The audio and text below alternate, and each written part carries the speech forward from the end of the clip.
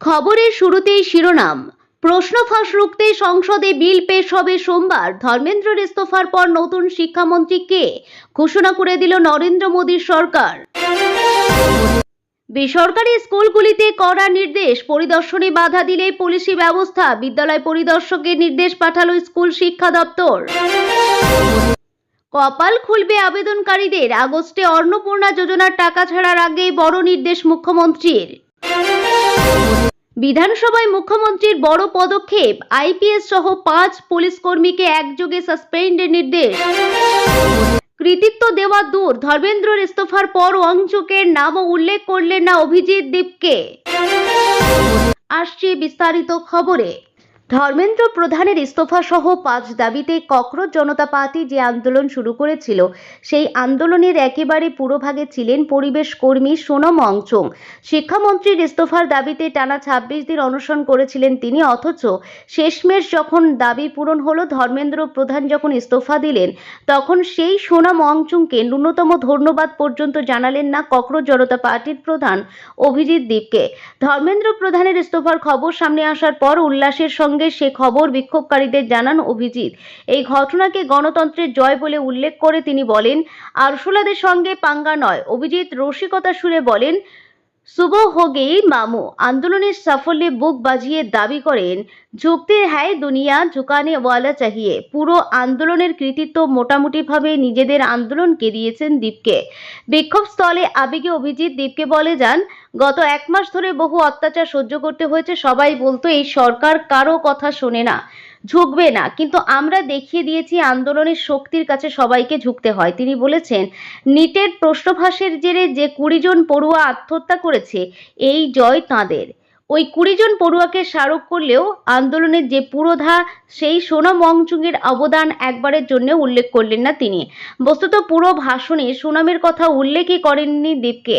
স্বাভাবিকভাবে প্রশ্ন উঠছে, সাফল্য পেয়ে 26 দিন অনশন করে সোনমকে কি ভুলে গেল ককরোচ পার্টি? তবে কারো কারো যুক্তি, ওয়াংচুক যেভাবে কেন্দ্রীয় মন্ত্রীদের হাতে অনশন ভঙ্গ করেছেন এবং ধর্মেন্দ্র প্রধানের ইস্তফার দাবি থেকে সরে এসেছেন, সেটা পছন্দ হয়নি ককরোচ পার্টির। বিজেপির সঙ্গে তার কোনো রকম সমঝোতা হয়েছে, এই আশঙ্কাও রয়েছে।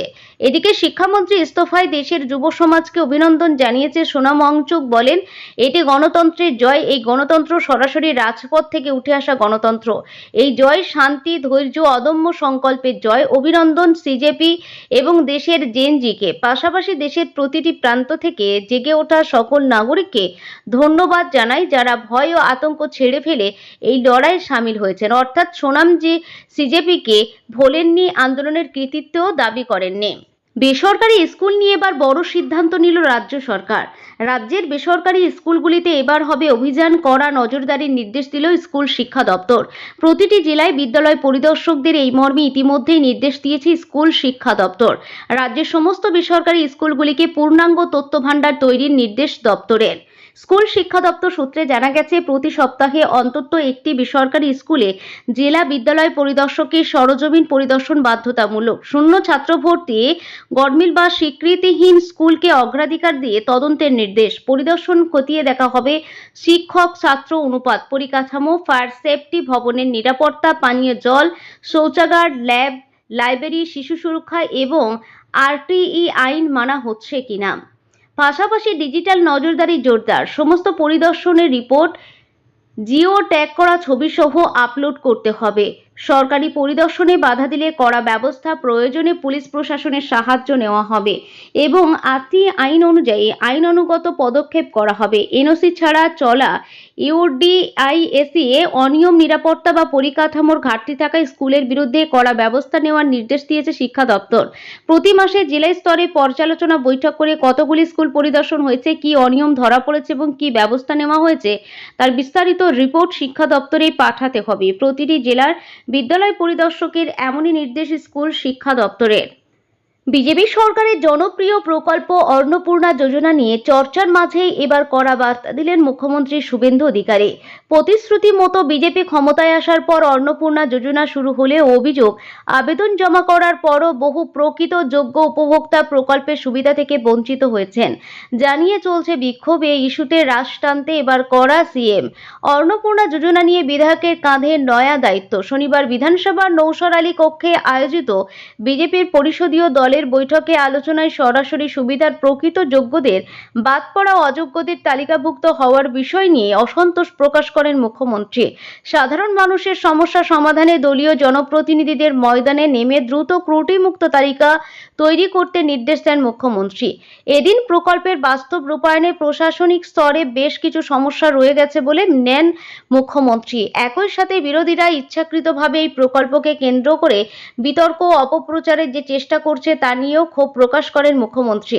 মুখ্যমন্ত্রী বলেন, প্রকৃত যাচাই না করে বেশ কিছু ক্ষেত্রে সচ্ছল বা অযোগ্য মানুষের নাম ভুয়োভাবে তালিকায় ঢোকানো হয়েছে। পাশাপাশি বহু দরিদ্র মানুষ যারা যোগ্য তারা এই প্রকল্পের সুবিধা থেকে বঞ্চিত হয়েছে। বিধায়কদের উদ্দেশ্যে বার্তা দিয়ে মুখ্যমন্ত্রী বলেন, কেবলমাত্র প্রশাসনিক আধিকারিক বা আমলাদের উপর ভরসা করে হাত গুটিয়ে বসে থাকলে চলবে না, গ্রাউন্ড লেভেলে সমীক্ষা করতে হবে। মুখ্যমন্ত্রীর নির্দেশ, প্রতিটি বিধানসভা কেন্দ্রের বিধায়কদের অবিলম্বে উদ্যোগী হয়ে মাঠ পর্যায়ে সমীক্ষা চালাতে হবে যাতে সঠিক উপভোক্তা প্রকল্পের সুবিধা পান।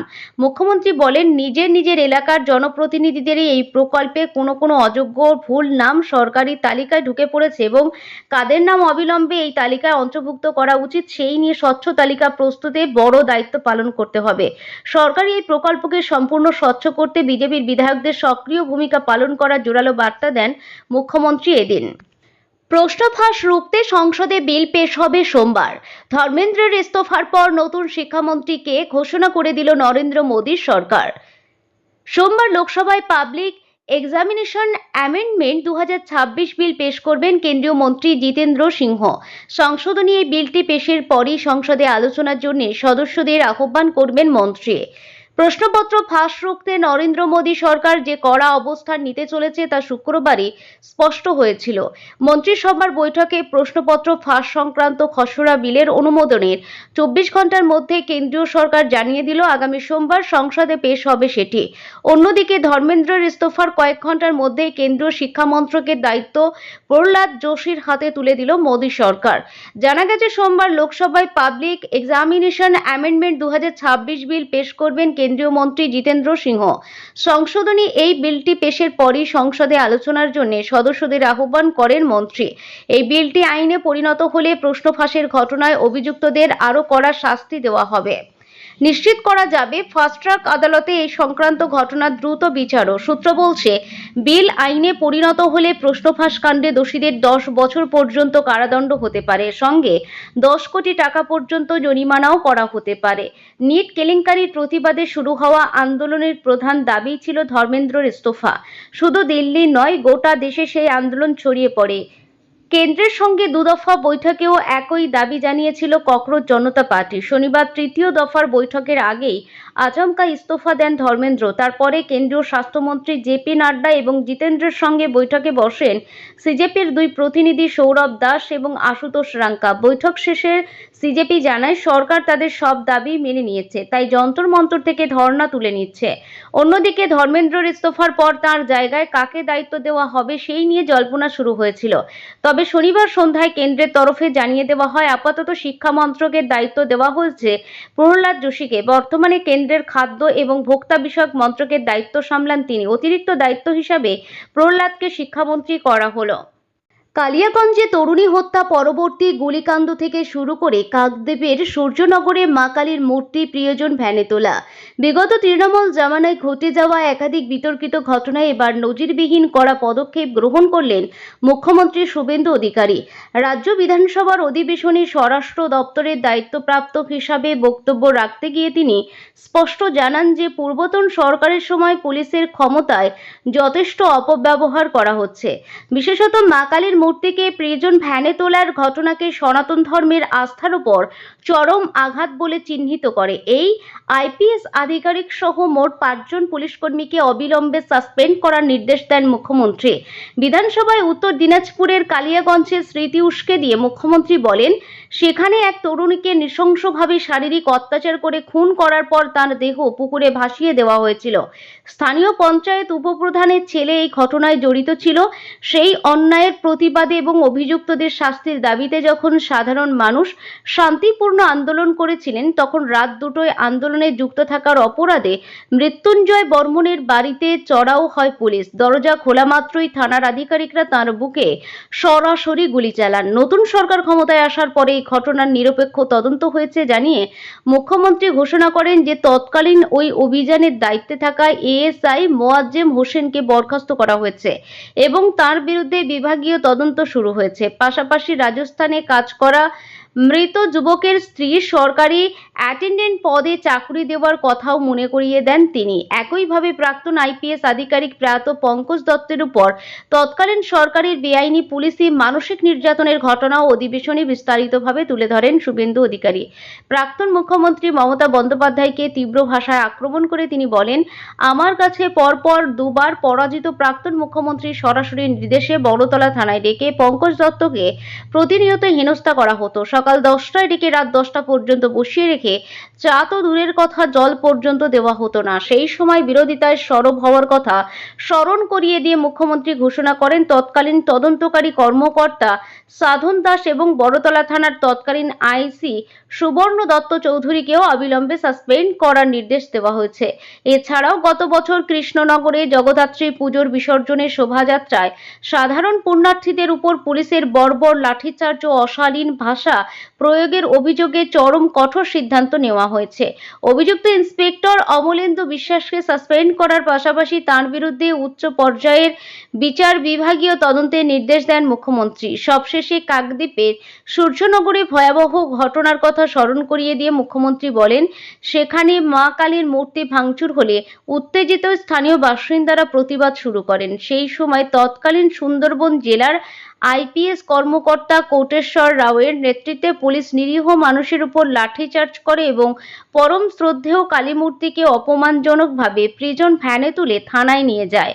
এই ঘটনাকে সনাতনী সংস্কৃতির প্রতি চরম অবমাননা আখ্যা দিয়ে আইপিএস কোটেশ্বর রাওকে বরখাস্ত করার ঘোষণা করেন তিনি। পরিশেষে শুভেন্দু অধিকারী কড়া বার্তা দিয়ে জানান, পুলিশ বাহিনীর পক্ষপাতদুষ্ট আচরণ ও অন্যায় কোনোভাবেই বরদাস্ত করা হবে না এবং আগামী দিনে সব অন্যায়ের উপযুক্ত আইনি প্রতিকার করা হবে।